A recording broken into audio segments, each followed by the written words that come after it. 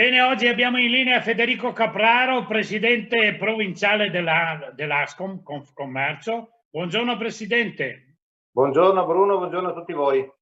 Poi abbiamo il piacere di avere Maurizio Gibin, presidente Ascom Mandamentale, con mandamento di 14 comuni. Presidente, buongiorno. Buongiorno a lei Bruno, buongiorno a tutti. E poi abbiamo ancora Marzia Breda, che è presidente Federpreziosi, sempre della provincia di Treviso, ma anche con altri incarichi, ma poi ce ne parlerà lei. Bene, il tema è sempre la difficoltà dei movimenti con questa gravissima pandemia che è il coronavirus. Speriamo di uscirne. Adesso per avere, io mi rivolgo a Federico, presidente provinciale, per avere più facilità, non solo nel settore commercio, ma anche nell'artigianato e anche naturalmente nell'agricoltura, i voucher. Io vorrei capire se voi ci mettete la forza nazionale per cercare di avere di nuovo questo elemento che ritengo indispensabile per ripartire. Ma i voucher sono stati uno strumento utilizzato, così come il contratto a chiamata. Alcuni strumenti sono più adatti a alcuni ambiti, altri ad altri. Quello che è emerso da questa situazione è una cosa: la velocità è tale per cui qualsiasi sia lo strumento che vogliamo utilizzare, quindi dare alle nostre imprese, deve essere uno strumento veloce e a burocrazia zero. Questa è la lezione, forse non numero uno, ma insomma tra le lezioni che abbiamo imparato in questa situazione. Lo dimostra il fatto che noi registriamo in questo mese il 10% della diminuzione dei contratti di lavoro e guarda caso sono contratti a chiamata. Perché? Perché chi aveva i contratti a tempo determinato, indeterminato, ha avuto la possibilità di usufruire della cassa integrazione, rimanevano i contratti a chiamata che ovviamente sono saltati tanto alla situazione. Cosa vuol dire? Vuol dire che per ripartire, come quando poi eventualmente lo vedremo, serve attivare delle formule che siano veloci e a burocrazia zero.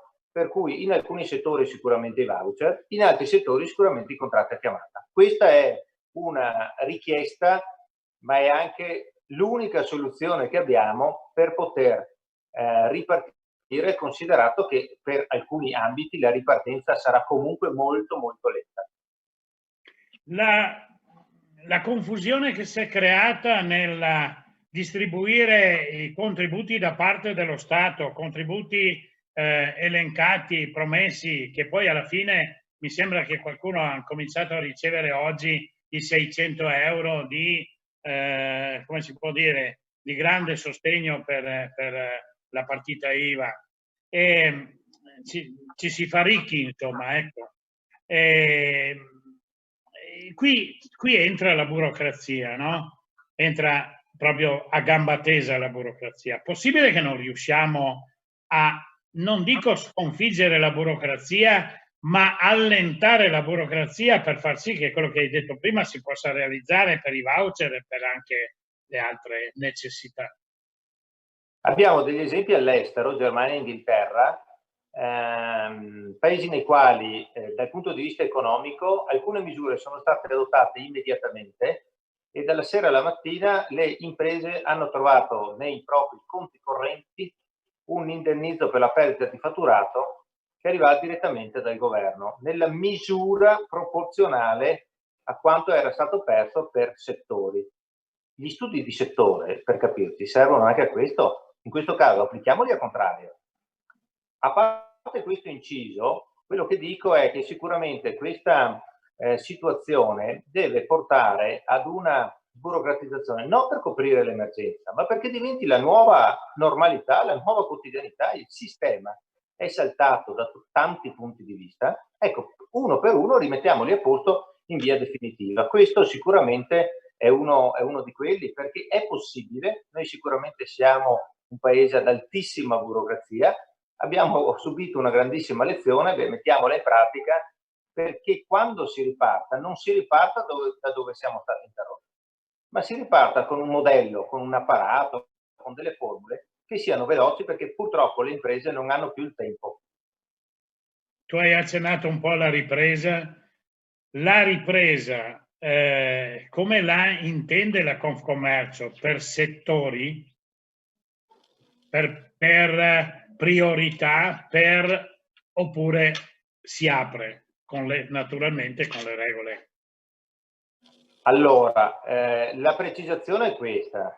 La riapertura delle librerie e dei negozi per abbigliamento per neonati e bambini fino a 6 anni con l'ultimo decreto, poi ridotta ulteriormente dall'intervento della Regione a solo 2 giorni a settimana per il Veneto, è una misura a tutela della salute, non è una misura a tutela della riapertura economica. Cioè siamo ancora in piena fase 1, se è questo che mi stai chiedendo. La fase 2 di cui si parla, e stanno circolando delle date peraltro ufficiose, ma delle idee per quando può ripartire l'abbigliamento, per quando possono ripartire i pubblici esercizi. Si parla ad esempio di maggio inoltrato, per l'abbigliamento si parla invece di fine mese. Sono tutte delle soluzioni che però dobbiamo considerare. Uno, che tutto venga fatto considerato la massima tutela della salute che un imprenditore ha il dovere di garantire nei confronti dei propri lavoratori, ma anche nei confronti dei propri clienti. È una doppia garanzia, è una doppia responsabilità, ecco perché alcuni settori dell'industria sono già partiti, alcuni ambiti del commercio no, perché c'è una doppia realtà da seguire. Dopodiché è chiaro che le riaperture saranno condizionate a tutta una serie di prescrizioni e di dispositivi, le distanze, le mascherine, i guanti, l'igienizzazione di prodotti, eccetera, eccetera. Tutto bene, però consideriamo che queste limitazioni non possono portare un ulteriore aggravio a delle imprese che sono già nella difficoltà di riaprire. Dico questo perché penso ai pubblici esercizi, la distanza dei coperti a tavola di 2 metri l'uno dall'altro riduce di 2/3 la capacità di una sala ristorante, tanto per fare un esempio. Certo. Quei ristoranti sono stati organizzati, arredati, strutturati per servire 100 persone. Se ne servono 30, non sono in grado di farlo, ovviamente, portando ad un risultato economico che sia neanche il pareggio di bilancio. Quindi quello che voglio dire è che servono tutte le misure per la sicurezza, ma servono anche tutte le misure per garantire a queste imprese di riaprire davvero, non di riaprire teoricamente. Faccio un esempio che conosco bene: gli alberghi a rigor di legge oggi possono essere aperti, ma manca la materia prima, manca il turista. Ecco, facciamo in modo che non siano delle finte riaperture, cioè diamo la possibilità ai negozi di aprire quando diamo la possibilità anche ai clienti di andare a comprare. Ecco perché ci vogliono i sostegni, ecco perché i riferimenti ai sussidi, ai contributi, a tutte queste cose qua devono essere puntuali e soprattutto devono essere reali, perché ho letto un po' di ironia tra le tue parole quando parlavi dei 600 euro. È chiaro che da parte nostra, nei confronti del governo, c'è assoluta contrarietà quando si parla di misure a sostegno delle imprese. Non le abbiamo ancora viste. Io spero che la Confcommercio provinciale abbia voci in capitolo con la Confcommercio nazionale, che poi avrà voci in capitolo con naturalmente il governo, e si riescano ad ottenere dei risultati che non siano penalizzanti per le categorie, come stavi dicendo. Io vorrei passare adesso alla Marzia Breda, però la voglio tenere per ultima. A me piace la Marzia, mi piace parlare con la Marzia, però bisogna dare anche la precedenza al presidente mandamentale, anche perché te, Marzia, hai già parlato con me. E poi a me piace farti chiudere perché sei veramente forte. Sei d'accordo che passiamo al presidente Maurizio Gibin? Va bene. Sì, assolutamente sì. No, avevo chiuso. Assolutamente Presidente, anche la tua responsabilità con un mandamento di 14 comuni, 14 o 15 discutevamo prima, ma non fa testo 14 o 15, ci sono parecchi commercianti in 15 comuni, solo a Conegliano ce n'è una caterva di commercianti, magari molti hanno chiuso, molti altri chiuderanno con questa grande difficoltà di questo momento, perché io ho sentito delle voci di baristi e di commercianti che sono veramente in grande difficoltà. Parlami un po' della ripresa, come state prendendo in considerazione qui a Conegliano e per il mandamento la forza della ripresa. Innanzitutto, secondo il mio punto di vista, la prima cosa che dobbiamo tenere in considerazione è capire quando finirà questa pandemia, perché come si diceva prima siamo ancora nella fase 1, si prospetta di passare alla fase 2 e questo molto probabilmente dopo il 3-4 di maggio cominceremo meglio a capire quello che succederà. Come abbiamo detto prima, ci sono negozi che hanno avuto sempre la possibilità di tenere aperti, anche il mio settore, il mio negozio, quindi profumeria, poteva tenere aperto, ma abbiamo voluto salvaguardare prima di tutto la salute delle persone che lavorano con noi e poi anche ovviamente per una questione morale e etica nei confronti della cittadinanza. Certo che dovremmo, ripeto, prima capire quando veramente il commercio potrà riaprire in forma semiregolare, perché è ovvio che da adesso, perlomeno credo fino alla fine di dicembre, continueremo a vivere con le mascherine, i guanti e quant'altro finché non sarà risolto il problema del vaccino. E quindi prima di tutto dovremmo essere, sì, vivremo, lavoreremo, ma lavoreremo in modo completamente diverso a prima. Poi la ripresa sarà sicuramente graduale perché ovviamente dobbiamo capire quanta gente ci sarà e come si muoverà e anche la molteplicità dei servizi che gireranno attorno a tutto ciò che riguarda il mondo del terziario, perché il terziario è fatto di commercio, è fatto di servizi, è fatto di turismo. Ovvio che anche tutto il mandamento di Conegliano, come quello provinciale, ha grande influenza a quell'aspetto legato al turismo. Come diceva il presidente prima, Capraro, ovviamente il turismo ripartirà quando le prospettive sono di una ripresa molto ma molto lenta, si ritornerà a una normalità forse fra un paio d'anni. Quindi tutto sarà molto ma molto lento. Cambieranno oltremodo quelli che sono i sistemi dell'acquisto della gente. La gente si è abituata oggi a ricevere la merce a casa per i momenti che stiamo vivendo e si è abituata ad acquistare nell'online. L'online, dati di questa mattina su un'altra videoconferenza, è aumentato di 7-8 volte. Quindi questo fa capire quanto la gente comunque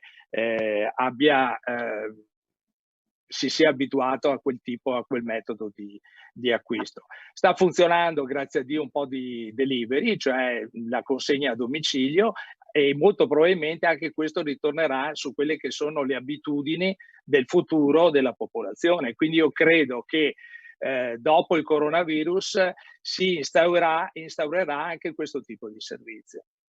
Quindi i metodi e i modi cambieranno completamente su quello che sarà il proseguo, e i commercianti bisogna che si abituino a quelle che sono le richieste, il modo di vivere e i servizi che l'utente vorrà e richiederà. Quindi prevedo che il commercio dovrà cambiare e l'impresa del domani dovrà avere una faccia completamente diversa, quella del retail classico, dei nostri negozi dove possiamo accogliere i clienti e servirli e coccolarli nel modo migliore, ma però ognuno di noi dovrà predisporsi anche a un altro tipo di servizio che sarà molto probabilmente la consegna online o attraverso un delivery, cioè con consegna diretta a casa. Marzia, io sono d'accordo sulla posizione dei due presidenti in linea di massima, però sarà un bagno di sangue perché se è vero che dobbiamo abituarci a nuovi sistemi di vendita online piuttosto che, e dobbiamo comunque diminuire le vendite, è scontato che andiamo a diminuire le vendite in futuro del nostro, di chi sostiene la nostra associazione, la Confcommercio. Perché le andiamo a diminuire? Perché certamente le misure, le distanze, la possibilità di contagiare, la paura di contagiare, di essere contagiati, la gente che viene oggi, come si può dire, cacciata, sembra addirittura criminali in spiaggia, quello che si fa la corsetta con il cane in spiaggia invece che cercare di usare il buon senso e andare a istruire la gente senza fare terrorismo. Tu come la vedi la riapertura? Io la vedo un po' difficoltosa, vedo gente piangere, vedo commercianti che sicuramente avranno la possibilità di rimettersi in moto e superare le difficoltà della ripresa, ma molti commercianti piangeranno e molto. Io sono dell'idea che molti commercianti probabilmente non riusciranno nemmeno a riaprire, perché un conto è da parte dello Stato avere dei prestiti che comunque tu devi restituire e pagare degli interessi, e un conto è avere una liquidità sulla quale tu puoi fare affidamento e iniziare anche a pagare i fornitori per poter riaprire, perché di fatto quando noi riapriremo noi comunque dobbiamo comprare merce. C'è poco da fare, non è che perché è un continuo, questo lo si sa.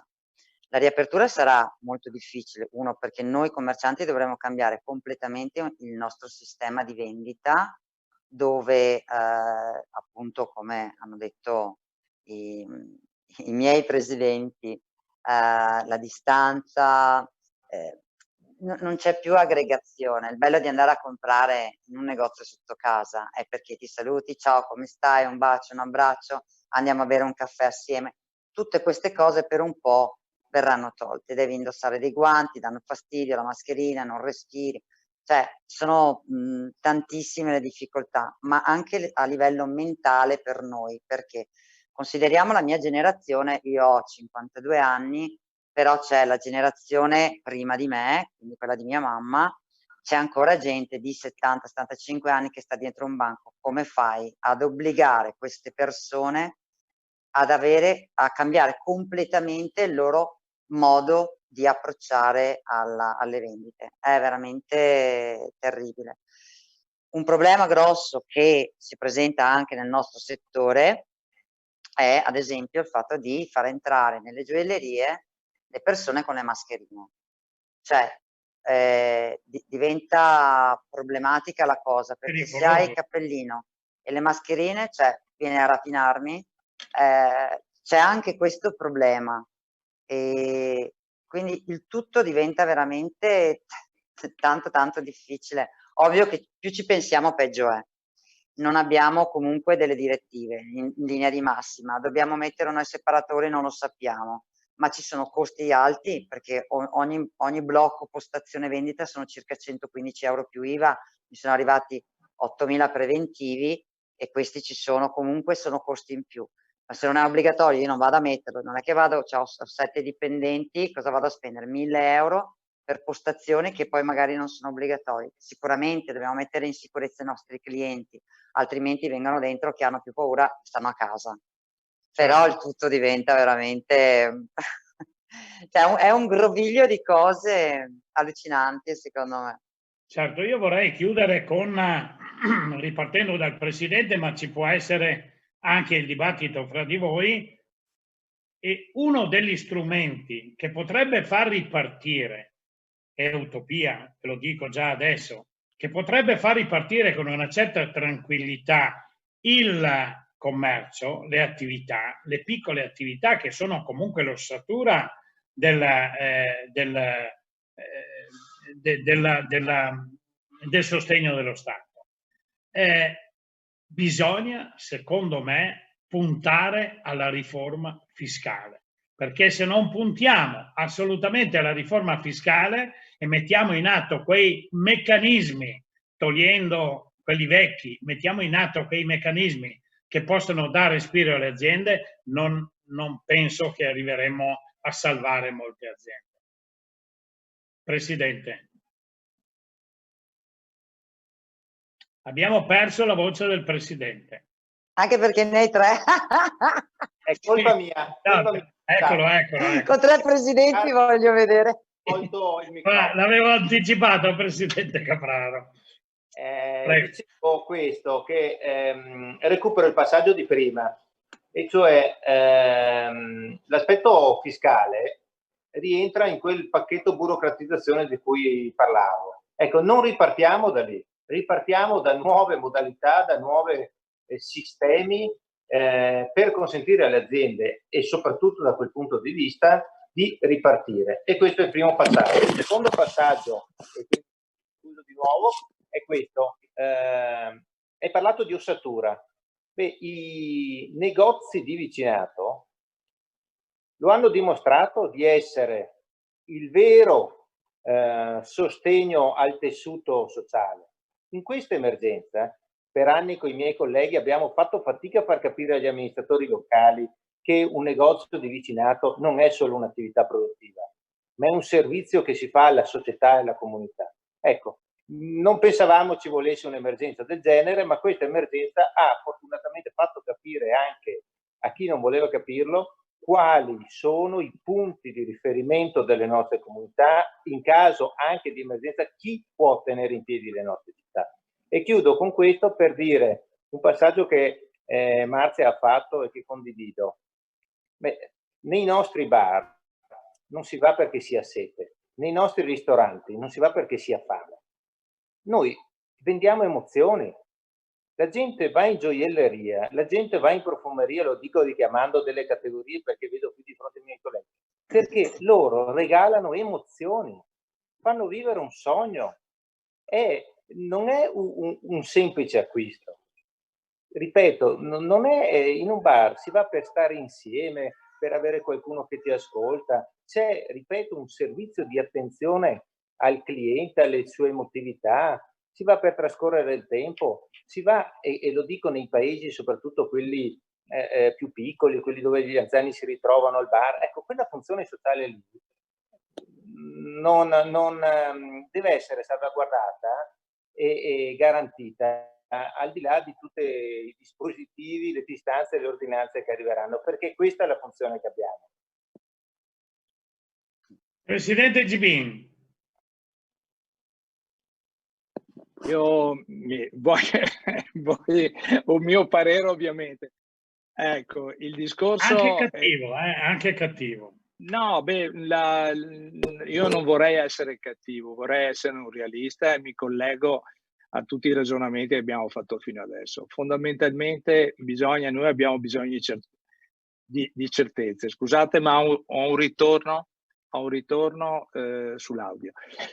Abbiamo bisogno di certezze perché come possiamo preventivare? Già il futuro è incerto di suo. Lo Stato, il governo ci dovrebbe mettere nelle condizioni di farci capire esattamente quale sarà il futuro delle imprese in Italia, le imprese del commercio, il terziario intero, l'industria lo stesso. Continuano a parlare di contribuzioni, continuano a parlare di cassa integrazione in deroga, continuano a parlare di finanziamenti, i 25.000 o i 25% su quello che è il fatturato, ma obiettivamente ad oggi ancora non abbiamo nessun tipo di risposta.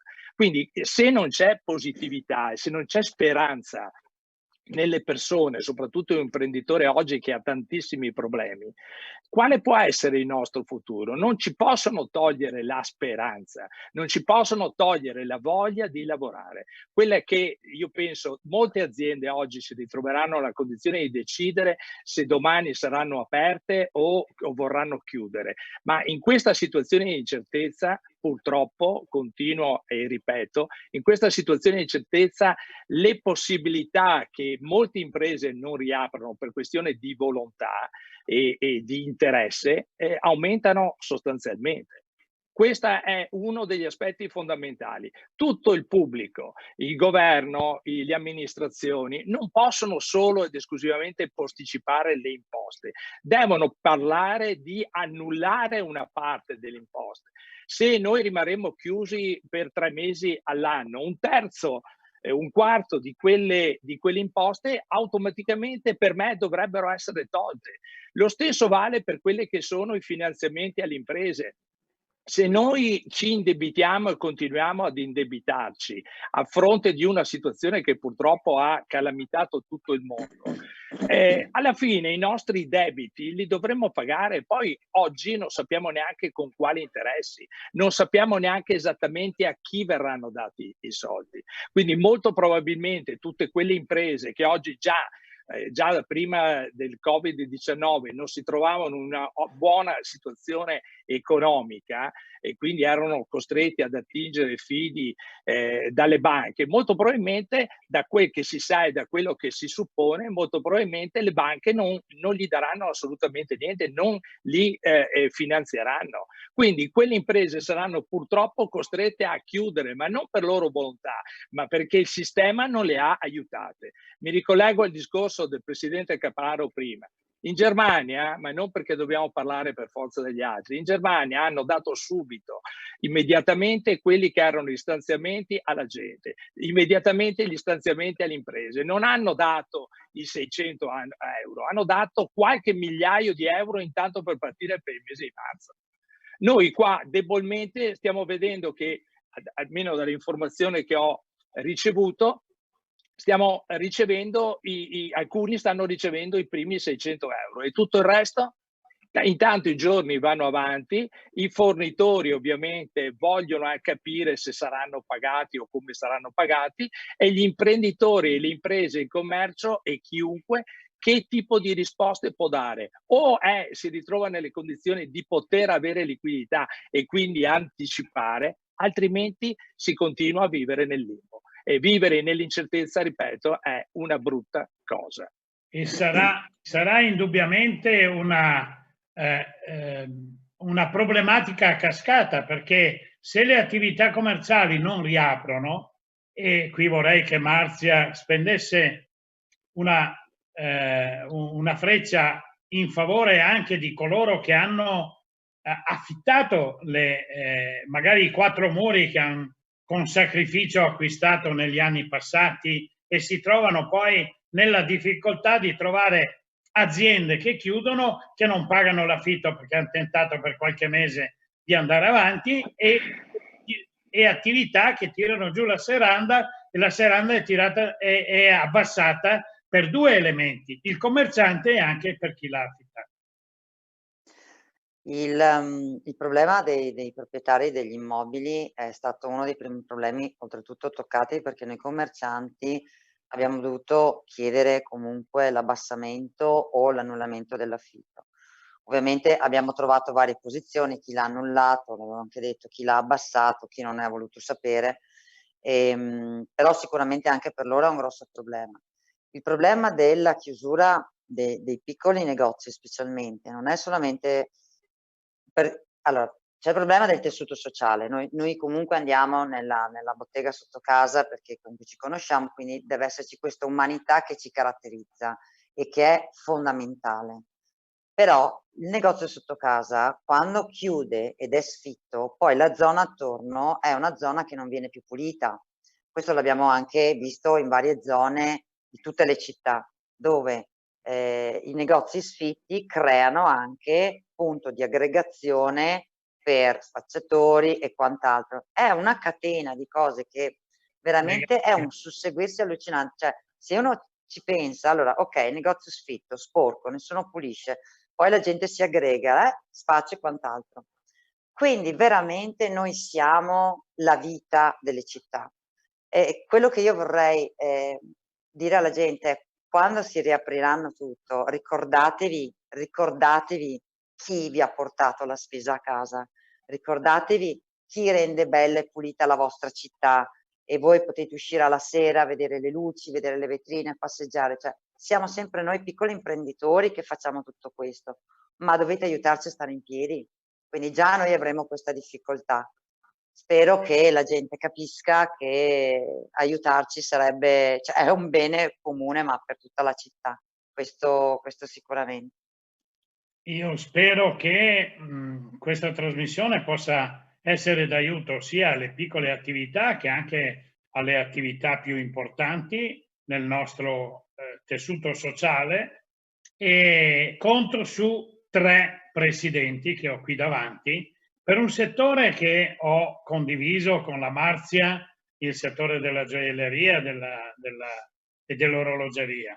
Per un settore che amo, che è quello della ristorazione, che è il settore del presidente Capraro, e per il settore che anche ho toccato leggermente con la bigiotteria, personalmente, che è il settore del presidente Maurizio. Io vi ringrazio tutti e 3, spero che ci vediamo in un momento più felice e che possiamo parlare di cose veramente positive e di soluzioni avvenute. E davanti a una bella bottiglia di vino. E con una bottiglia di vino. No, così ci vediamo, ma con la bottiglia, che quindi vuol dire che non siamo al di qua di uno schermo. Ma non a distanza, però, vicino, abbracciato. No, se no sto a casa.